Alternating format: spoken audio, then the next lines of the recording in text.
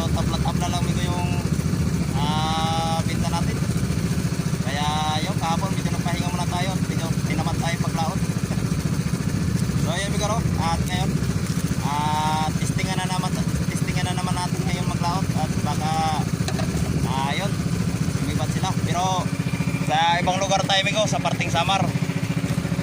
Dito tayo amigo sa may maglaot ngayon sa parting Kandiwata. Yan. Kasi doon sa Losa wala na, hindi na masyado sumibat yung isda doon.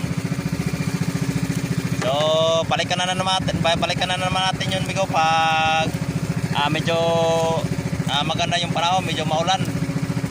Kasi yun kadalasan talaga sumibat yung isda doon pag maulan yung panahon.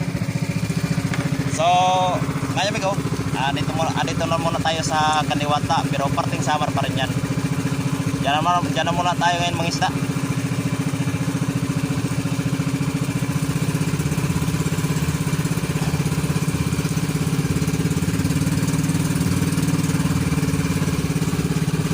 So at tabay lang tayo mamaya amigo kung makisda tayo ngayong araw na to. At sana ipagpala rin tayo para yun makabawi tayo sa mga nakaraang araw na tabla-tabla lang talaga yung kita natin. Kaya amigo, at si haring araw na naman ay talagang maliwanag pa sa ilaw ng bahay. So random na natin amigo yung ang kanyang pagsik ng kanyang init. Kaya amigo, at ayaw pala amigo, nadagdagan na naman amigo yung subscribers natin amigo, no? 90 na. So pero at least okay na rin yun. At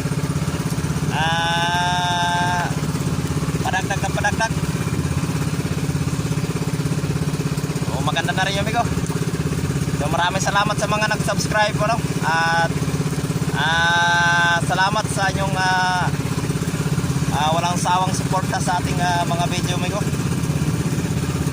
So maraming salamat po sa inyong lahat at sa mga viewers natin, sa mga silent viewers, yun, maraming salamat po. So yun, at tabay lang tayo mamaya kung makarami tayo ngayong araw na to. May pangbinta mamayang hapon.